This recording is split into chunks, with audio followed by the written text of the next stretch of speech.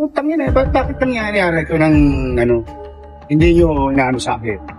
Pero, dali. Hindi ko lahat to, kumpiskahin nyo. Ang tanong ko po sa kanya, bakit hindi po yung DPWH ang kanyang sitahin? Kasi sinasabi po niya mga requirement. Ang trabaho namin po bilang congressman ay mag-propose lamang. Kami po ay kung mapagbibigyan, salamat. Kung hindi po kami mapagbibigyan, wala po tayo magagawa. Pasikat lamang ito eh. Diba? Naghahanap lang ng content sa kanyang vlog. Ito yung galit ni Yorme Isko kay Congressman Chua. Nako, ay talaga namang antindi ng kanilang banatan. Panoorin po natin. Napamura na si Yorme at sinagot naman ito ni Congressman Chua. Timbangin po natin kung alin talaga ang may katwiran. Utang yun eh. Bakit nangyari ito ng hindi nyo inaano sa akin? Pero, dali. Hindi ko lahat to, kumpiskahin nyo. Walang permiso yung property to ng city. Tawagan ito ang city. Penalize nyo lahat yung mga gamit nila dito. Hindi na ako matutulog. Wala na talagang gobyerno. Kanya-kanya na lang. Itang ng mga congressman yun.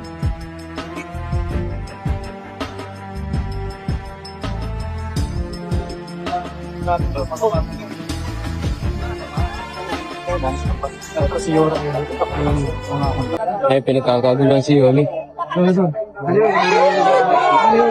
Ang tanong ko po sa kanya, bakit hindi po yung DPWH ang kanyang sitahin? Kasi sinasabi po niya mga requirement. Ang trabaho namin po bilang congressman ay mag-propose lamang. Kami po ay kung mapagbibigyan, salamat. Kung hindi po kami mapagbibigyan, wala po tayo magagawa. Pasikat lamang ito eh. Diba? Naghahanap lang ng content sa kanyang vlog. Hindi pa tapos sa kanyang eleksyon. Hanggang ngayon may hangover pa to sa eleksyon. Hindi mo maintindihan. Alam po ninyo, this is not about Isko Moreno or Joel Chua. This is about the City of Manila and the people of City of Manila. Dapat po kami, ang local government at ang national government ay nagtutulungan para nag-iisip po ng mga makabuluhang proyekto. Wala po siyang ginawa kung hindi gibain yung mga ginagawa po namin. Mga programa naman, ang makikinabang naman, mga taong bayan. Kagaya po nung giniba niyang barangay hall. Ako po ay matagal na nananahimik. Pero alam po ninyo, umikot po kayo sa Maynila. 90% ng barangay hall nasa kalye. O ngayon, kung sinasabi po niya na ito po ay illegal, di dapat lahat po yan, gibain niya. Hindi yung pinipili lang niya yung sa akin at saka kay Congressman Valeriano. Pumunta po kayo sa Abad Santos. Meron po diyang police station na nasa kalye rin. Hindi dapat gibain din po niya yun kung talagang seryoso siya. Kaso nangyayari sa kanya, selective. Pati po yung mga konsyal ko, pati yung mga barangay chairman ko, ginigipit po niya. Masyado po siyang bullying mayor. So,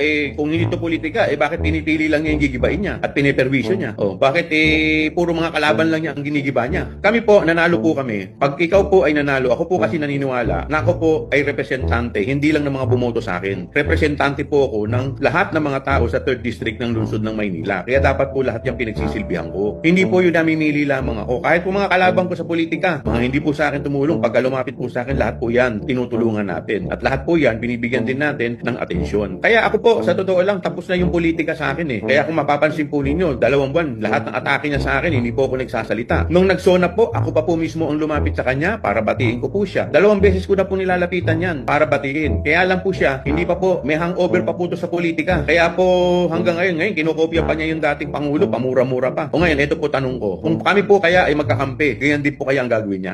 Lumabas siya ngayon. And I challenge him. He's a lawyer. Pwede ba magpatayo ng building ng walang building permit?